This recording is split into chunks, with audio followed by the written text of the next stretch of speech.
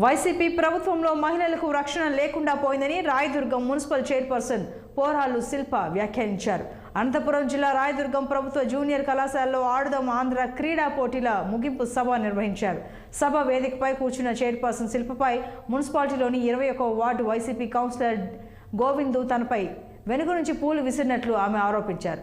ఆయన స్టేజ్పై ఎక్కినప్పుడు మద్యం మత్తులో ఉండి తనపై పూలు జల్లి అసభ్యకరంగా ప్రవర్తించారని పేర్కొన్నారు. అయితే కళాశాల మైదానంలో తోటి కౌన్సిలర్లు గోవిందును నిలదీసినట్లు వెల్లడించారు. కౌన్సిలర్ గోవింద్ తనపై ఉద్దేశపూర్వకంగా పూలు విసిరారని రాయదుర్గం పోలీస్ స్టేషన్లో శిల్ప ఆమె కుటుంబ సభ్యులు ఫిర్యాదు చేశారు.